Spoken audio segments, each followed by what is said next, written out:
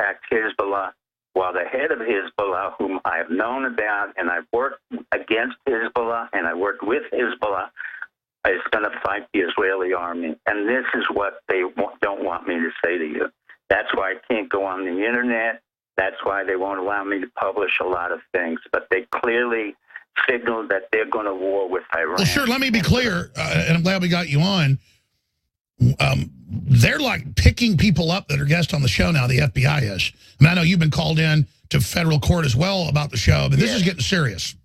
Yes, that's correct. The FBI and I do not get along because from the very day that I had to deal with the FBI in the Hanafi Muslim episode where 150 hostages were taken hostage in 3 different buildings, the FBI nested us so badly that I was brought in. I was sworn in by the prosecutor, Earl Silbert. I took it over, and then I said to the FBI, you had a bad behavioral profile. You didn't know what you're doing. You couldn't repel from the helicopters. You were not any good. You're incompetent. Since that day, they know exactly how I feel about them. I've said you were created by a cross-dresser who was a manipulator and a sick individual, and it continued through Mueller and the 9/11 issue, and the FBI got pissed because I said you're incompetent. Well, Dr. Pieczenik, this is important. Let's get into the civil war in Islam and all the different factions and the Sunnis and the Shiites and what's really happening in Saudi Arabia, because that is the real reason we got you on. What's happening in Saudi Arabia? Is it spilling over into America? Because that's the info I have, is that Vegas and other events are spillovers of this whole Saudi situation. We'll be right back with Dr. Steve Pieczenik on the coming war he says is about to take place. Will wants to designate all of Lebanon as Hezbollah empowered country, and that's not true. You have phalangists, you have Shiites, you have Sunni, you have Druze. It's a very complicated area. When the Syrians were in there, they were able to maintain peace. But now Saudi Arabia is surrounded by Syria, which they lost to Iran. You have Iraq, where we lost it to Iran. Saudi Arabia is on the I understand. If you look at this geopolitically, under Obama and what's happened in the last 8 years, we have absolutely lost the Middle East. But some would argue that was a strategy of destabilization and globalists selling out the United States, because you and I were talking 8, 9 years ago about how this was destroying, U.S. dominance and also putting bad people in charge. So how can we see what's happening and then just say they're incompetent? I mean, this was done on purpose. They funded the Arab Spring. Correct. Well, because we're not putting in jail the Muellers, the Hillary Clintons, the warmongers, the people in the CIA. Sure. So what's about to happen as this war escalates? What's about to happen now is Bibi Netanyahu has just been indicted. He, his wife, all of his friends, all of his cabinet have been indicted by the Israeli judicial system, basically saying you're so corrupt. So you've got internal problems in Israel, you got internal problems in Saudi Arabia and Lebanon. What Israel is going to do is attack with the permission of America, because for the first time we announced, and nobody's heard it, a full-time base in Israel with American weapons, meaning we have missile systems and airplanes there. We never had that before, and we kept that quiet. But for the first time, it was never covered in the newspapers. We publicly announced we are with Israel, and we will fight whomever Israel fights. Now, Israel forgets that in 2006, Bibi again incompetently went into southern Lebanon to attack Hezbollah, and he failed. It was a war that was supposed to take over for 3 days. I found out. Sure. Hezbollah was dug in and had light anti-tank weapons and took out their... Exactly. And they took out the equivalent of what we consider in America at a 30-to-1 ratio. In other words, every Israeli soldier is the equivalent to 30 Americans in number. They took out about 35,000 dead Israeli soldiers in equivalent numbers, and it was a failure. And once again, Bibi's going to go in there, and the Israeli government is going to mobilize the IDF, and they will fail again.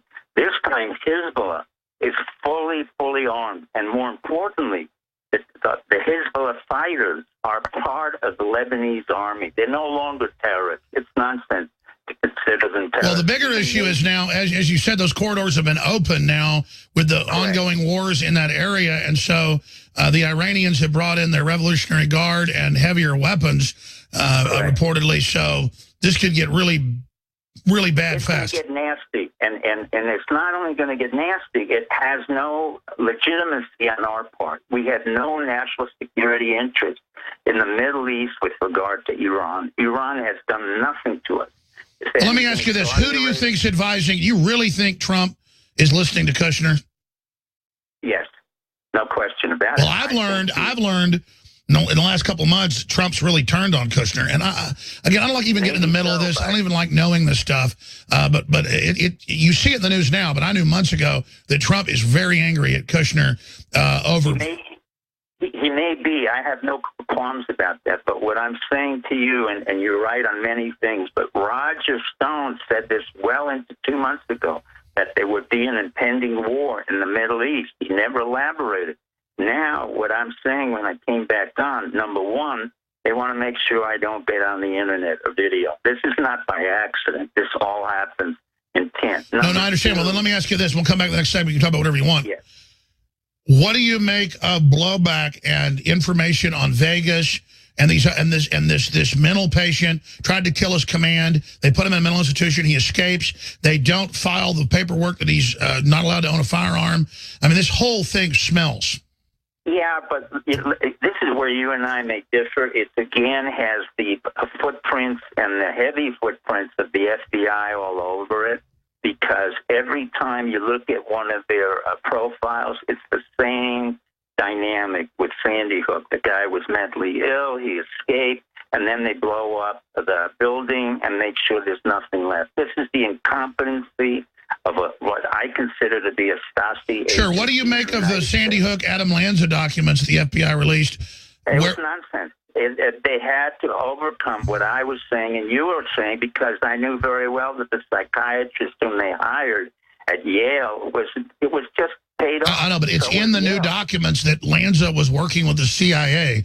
Oh, no, it's nonsense. The whole thing was nonsense. And what it shows to you is that we're wasting... Are you saying the FBI stuck that in there? Are you saying the FBI stuck... Sorry? You understand the documents the FBI released, they say Lanza was visited by the CIA and recruited by him. Is that the FBI sticking that in there to go after the CIA? The FBI has let me put it this way. The FBI is a totally corrupt, dysfunctional organization created by a cross-dresser homosexual who tried to manipulate presidents whom I worked with and was detested by Nixon, by many others in the system. What the FBI is now is a dysfunctional organization, as personified last night, where the head of counterterrorism was found drunk. Well, let's talk about that. Let's talk about Mueller. Well, I think Trump did a very good job going into the Far East. I complimented him, and in one of my blogs recently, I just said I believe he may have made a deal through Russia and China to contain North Korea, and I think that's sufficient right now. And when he signaled into the press in the United States, don't worry, that was the real Trump. In other words, what you had when he was, blustering and saying things about Kim Jong-un was part of the art of the deal. In other words, for America to understand Trump, you really have to read his book. It's not that he's erratic or he's impulsive. It's that he believes that certain approach to people is very successful for him. And at this point in time, China was acquiesced, basically acted as a very good ally for us. Japan was excellent with us, and so was South Korea. He had a very good relationship with Mr. Moon, President Moon of South Korea. But what he reminded North Korea of, and this was very important, he had in one of his meetings with South Korea a woman from North Korea who had been a comfort woman for the Japanese when they controlled all of Korea. She was in her late 80s and 90s. That means a sex slave. Correct, a sex slave. Thank you, Alex. And that signaled into North Korea that, remember, the one country that Korea is totally frightened of, more than us, more than China, even Russia, is Japan. Because they know how brutal Japan was to Korea over 100 years. So he used that to signal in to say, don't mess with us. He sent 3 to 4 aircraft carriers on think tank. They did a great job. Sure. So how is he doing a great job there? But now, because I was thinking it's good to have Saudi Arabia going after some of the radicals and breaking up some of the networks. I mean, I want to go back to that. The FBI, Mueller, his whole thing. Where's that going? In other words, he can control, you know, there are many things that are cover-ups. And for whatever reason, he's allowed Mueller to remain. I agree with Bannon and with you and with others. He should have been dismissed and actually arrested. Mueller comes out of a very interesting background. The white Anglo-Saxon Protestant who served bravely in Vietnam and compromised his entire life and integrity for 9/11. And he was appointed the head of the FBI just before 9/11. This was part of the Bush gang, the Bush family, which should have been in prison, one of the most detrimental families to the American history. When Bannon correctly said 43 was a disaster, one of the worst presidents we've ever had, he really made the point. Well, I mean, he's obviously a mental patient. I mean, W is a vegetable almost now. Well, he's not only, he was an idiot to begin with and is an idiot now. But, I mean, it goes back to the father whom I worked with, and I kept quiet until he opened his mouth about Trump, saying that he's a blowhard. And then I went right into Bush Sr. saying, number one, you better be careful because we know about the fact you weren't shut down. You ejected from that jet plane or the plane that you were in, and you were cowardly. Secondly, we know very well you were part of the Hinckley organization that tried to assassinate Reagan for the reasons that have to do with succession and the vice presidency and the fact that Reagan was far more demented than anybody knew. Now, that's not coming out. You see, the narrative that came out to America was a narrative that we had a great president, America first under Reagan. Nonsense. Reagan was already compromised. Nancy Reagan, who was more brilliant than anybody, was basically understood that... Oh, she hated the Bushes. How they think they're going to beat us, because trying to destroy us has taken us from being supported, by and large, by the audience, to now it's taken on a whole new thing, and people really get it now and really listen to me and our guests like yourself in the FBI, in the CIA, in the local police departments. And, I mean, it's shocking how much the government listens now and has gone from kind of like, oh, he's quirky, but, you know, gets it right sometimes, to, like, really listening to what we say as if it's super authoritative, which compared to mainstream media it is, but I still make mistakes. I mean, it's... Let me tell you, for 44 years old in this position, it is creepy. And it scares me that InfoWars would be the thing they're most afraid of. Can you speak to that and to the audience? Because it's the audience they fear. Well, they really fear you, quite frankly. And the reason they fear you, and I've said it for so long, is you are the only voice that could articulate our discontent, including mine. I mean, after 9/11, within minutes, I knew exactly who did it. I knew the names of the people. But even if I went on the air, it didn't have the same impact of an Alex Jones. Alex Jones isn't just a person. And this is what I've been saying all along. That's why you and I can disagree. But Alex Jones has become a persona of the liberation in the 21st century, of where we people, not the people in Los Angeles, New York, I live here, but the people who live in the South, in an agrarian society, in the Midwest, in Utah, who are tired of the lies and the betrayals and the wars that we've been in. They listen to you because for the first time, you're kind of the Walter Cronkite, if I can say that, of the internet age. You're beginning to say things that are happening, and it's occurring. Why do you and I come on the same show for 16 years? I don't go on any other show. Why are they so afraid of me that supposedly I can take them down? Sure, I could take them down, but we're doing it already, my friend. The minute Hillary Clinton pointed her finger at you as the problem, we had already won a war, and she was finished. When you wake up the people to the truth, it's very dangerous to those in the system. I'm not in the system. Ironically, I have all those degrees, MIT, Harvard, but they knew they could not control me. Even even though I was trained to be into the intelligence service or the State Department, they couldn't control me. What kind of a guy? You and I are very similar. When they promoted me to Rear Admiral, I said, are you nuts? I'm not taking your Rear Admiral. I'm not taking your money. I just want to mess up in this country because I wasn't born here. And I went out just like you did, and most of America. Well, let me just add this point, because it's, again, I see the sycophantic behavior, the power trips, the red carpet. I say this not to say that I don't want the power. I'm saying it that it's the opposite with this level of responsibility. I can't stand myself most of the time because I want to do a better job. I want to really get it right, and I don't. And then I realize the responsibility is it isn't me. It's all the guests. It's the listeners. It's something that's been built up as an archetype, and that's why they're trying to destroy me, the person, because they're trying to destroy the image of hope and resistance and not caring when you get attacked. And that's what they hate. But then it's the responsibility of having that much responsibility. And then I look at these people who want power, but then when they get it, they have no responsibility. They just want to basically showboat around all day, and that's what disgusts me. Well, that's the point. You see, what you've done is to say, look, the emperor has no clothes. There is no power. Mueller really has no power. Jeff Sessions should be thrown out. Honestly, he's too weak. All of those politicians are weak. By nature, they go into politics to self-aggrandize.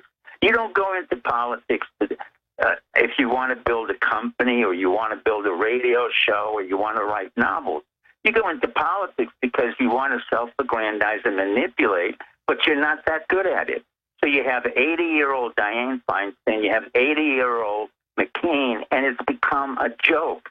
You have a Mueller who was already criminally indicted for what he did in 9/11, for what he did in Russia. He knows that. He knows he's corrupt to his soul, but he has to come back and try to make believe that he's not corrupt. But he's corrupt. Comey's corrupt. Half of that FBI is corrupt. Well, sure let me ask you this question then. Don't they societally, culturally know the worms turned globally, and that they, even if they got you or me or Trump or anybody, that only makes it bigger? Don't they understand they're on the wrong side of history? The tide has moved on? No. They didn't understand it from the day 9/11 occurred, and they all were conspirators with that moron Bush. And before him, his father, who wasn't very bright.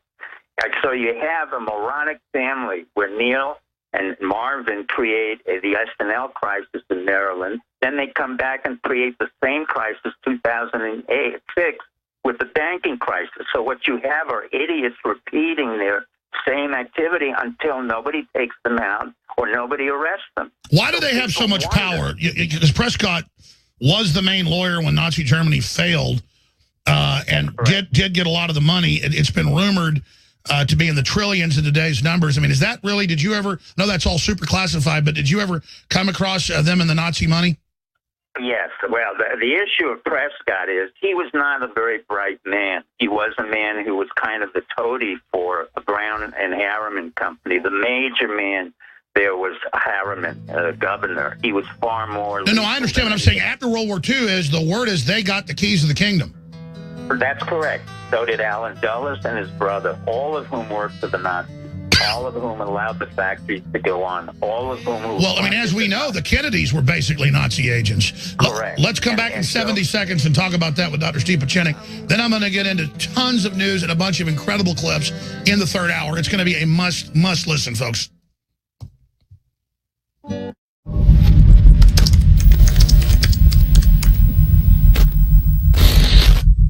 Basically inherited the technology and the hard work of past generations, parlayed it into global power and their own incredibly fabulous wealth.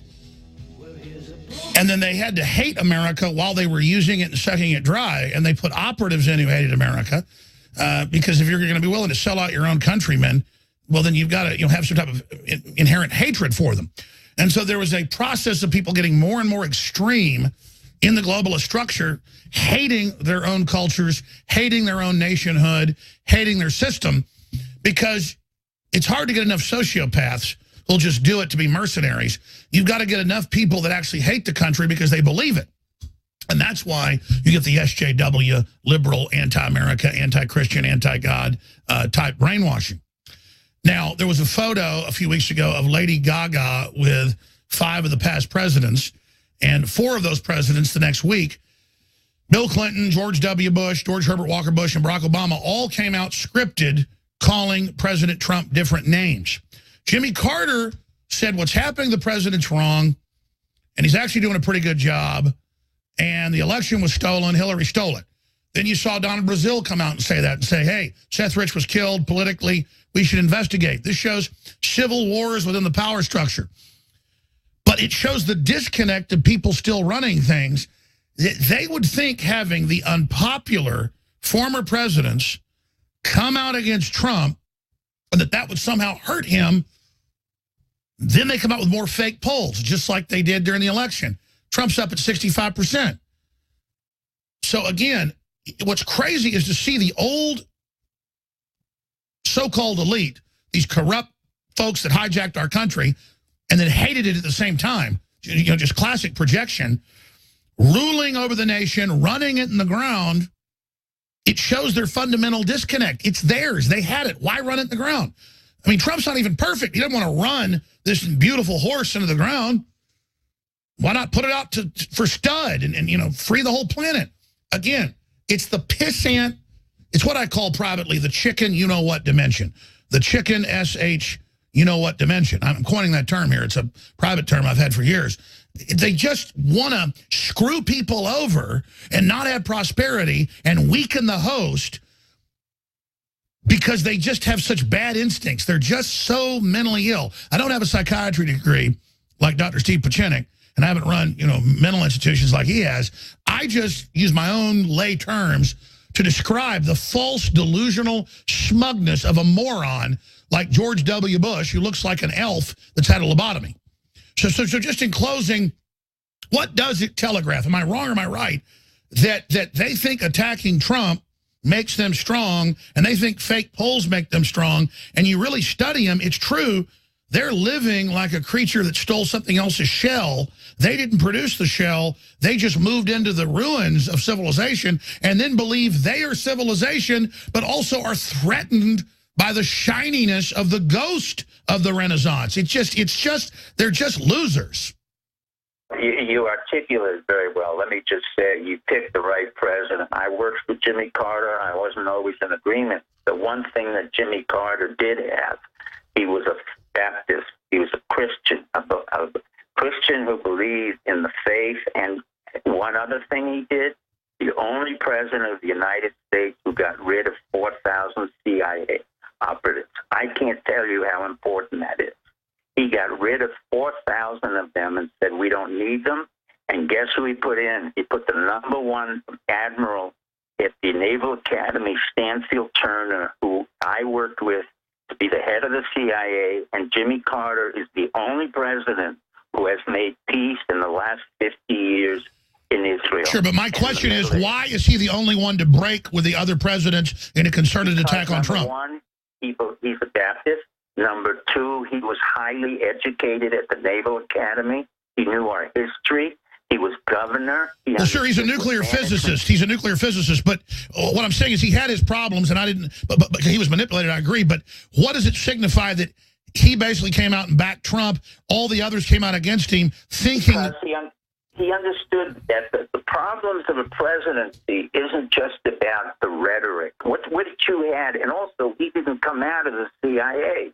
You have Bush Sr., CIA, 1957, not 1971. 57, you have Bush Jr., CIA. You have Obama, what I call the black baby of the CIA. Mother worked in Indonesia. She was an anthropologist who spoke Russian. You have Clinton, CIA. Bill Clinton was reporting to agents and never studied at Oxford University. And he was covered by another CIA operative from Yale called Stroke Talbot.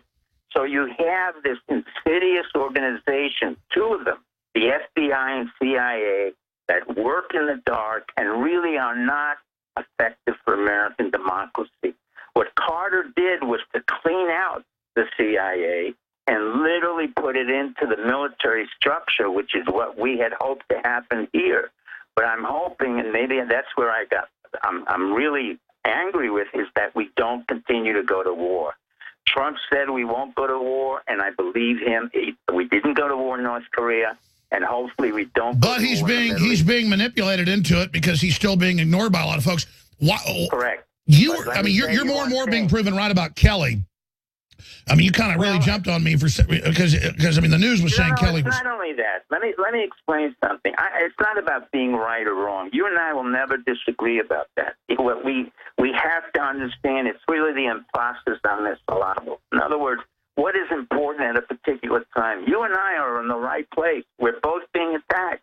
You're being attacked. I'm being attacked. There's no question that Google works for the National Geospatial Agency and that Amazon has contracts from the CIA. What are we talking about? We're talking about another dimension where companies are so big they override any government institution, so the government institutions become part of that big company. So you have FANG, you have all those Facebooks, Amazon. And Trump needs to go after Facebook, Google, and Twitter and these monopolies. Yes. He has to go after Facebook. He has to go after Bezos. Let me ask you this. Why are they so arrogant to say, the head of operations for Twitter, don't worry, I censored Alex Jones and Paul Watson at lunch. And he's talking to a congressman going, oh, you saw it too? Yes, they're the top story. Don't worry, sir, we killed it. It's the arrogance of power and stupidity. These are all spoiled little brats whom I happen to know from Stanford. They all went up 20, 30 years ago and have created nothing but a little bit of 1 and 0 numbers put together, and they've created nothing. You become the target in a way that allows us to attack these people. So when Google of course, it's totally dumb to say on national television, we're censoring people in live time because they say a Muslim ran over people with a car. It was true, by the way. I mean, it's just that they're crazy. I understand, but you let them do that. They continue to do that. But see how dangerous it became when Rand Paul, a senator, a doctor, an ophthalmologist, a brilliant man, was attacked, quote, by a neighbor for his beliefs. I think there's more underneath that. You do not break the ribs of a major senator and get away with it. And notice the guy hadn't gotten in trouble. Class 4 felony. That's like jaywalking. I mean, Class 4 misdemeanor, excuse me. I want that man to go to prison, but I also want the head of Google to go to prison because they're manipulating. They have overseas accounts in the Cayman Islands. You want to see how arrogant these guys are? How arrogant our universities are? Go to the Cayman Islands, go to Bermuda, and you'll see how they avoid taxes. Absolutely, and they're cornered rats now, and they know they're in trouble. That's why they're so desperate. They're afraid of we the people. Dr. Steve Pieczenik, StevePieczenik.com. Great books and info there. Thank you for the time. Thank you, Alex. And God bless.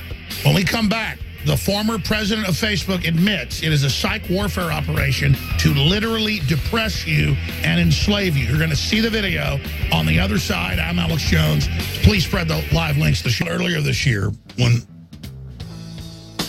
Australian executives of Facebook leaked documents that made major publications, surprisingly enough, that Facebook targets users that they think are alone, lonely, and depressed, and then tries to use computer psychological warfare algorithms to keep them on Facebook, keep them depressed, and sell things to them because they're depressed.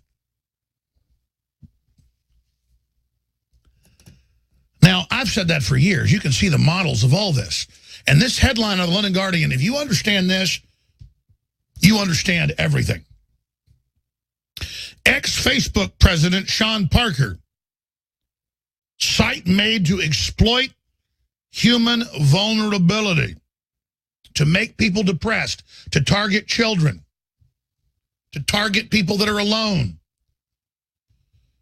And if you read deeper into the documents, target liberals, make them afraid of conservatives, make them afraid of capitalism, make them afraid of going outside, and then have bots that manage them that are like fake friends that look like real people, and then that'll gather some other real people together to then get in an echo chamber.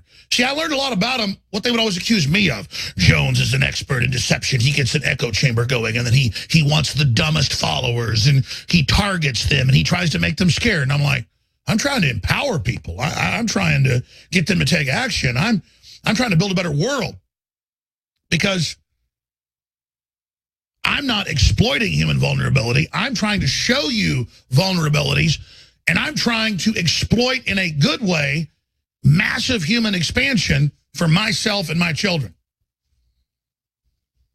The only reason I want wealth is to defeat the enemy that wants to take me down, and so that my children can hopefully be educated and smart enough to exploit the high-tech technologies that don't give up their consciousness, but do extend their lives. But death is part of God's overall plan, so I don't want my children to live forever. I want them to live forever through their children, but I've got to be honest. I selfishly don't like having children because someday they've got to die. But I selfishly love them so much and want them to experience consciousness and God's gift that I intend to have more. But I love them so much that it hurts. You know how it hurts. And when I see other children and other people and I see the zombies of the globalists, it hurts me that they're so fallen. Not that I'm so high, but that I am aware of where they are. Then I catch myself like leaning on a cane or taking a lot of drink before you go up to be executed. Or like a man takes wine before he has to fight.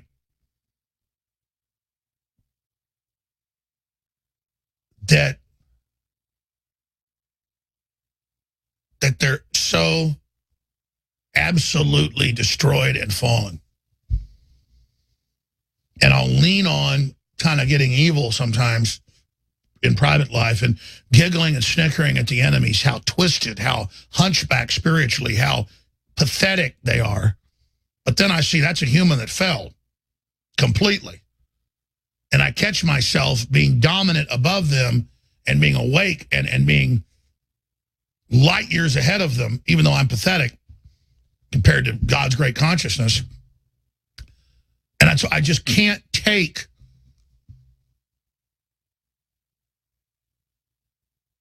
the break or the enjoyment that we're beating them or that they're pathetic and they're stupid, because there's really no pleasure in that. It's not real. There's a false kind of exultation, invigoration over defeating your enemy or being better than them in their fallen, worldly, flesh-filled, twisted position of a Nancy Pelosi or a John McCain. But then I realized, hey, that zombie creature, that demon-possessed husk has almost destroyed humanity. So you laugh at that at your own peril, because there's power in the masses of these zombies and the zombie kings like Barack Obama or George W. Bush or a Michael Moore. I mean, these zombie kings, they're dangerous. And that their unfeeling soullessness, their lack of empathy, and all their counterfeits they projected us, it's something else entirely. So let me start playing some of these clips. Ex-Facebook President Sean Parker, site made to exploit human vulnerability. Imagine something meant to supercharge human potential. I mean, imagine thinking like that. But what unifies these globalists is they want to exploit stupid people, so they want to make more stupid people, as if that doesn't blow back on them. It's very one-dimensional. But Sean Parker obviously has some soul in that he thinks calling your users dumb effers, oh, our users trust us, they're dumb effers. He thinks that's a bad idea. But see, if you think you're separate from humanity, you're a psychopath like Mark Zuckerberg, you go, I'm totally different from these people. They're not like me. Oh, I'm a god. No, you are a defect cancer cell that thinks it's dominant because it's replicating and taking over. You are not what you claim you are. So we're going to play these clips when we come back. And then I'm just going to play clip after clip of a bunch of other big news I've got. And then we're going to go into the fourth hour today with Mike Cernovich hosting and so much more.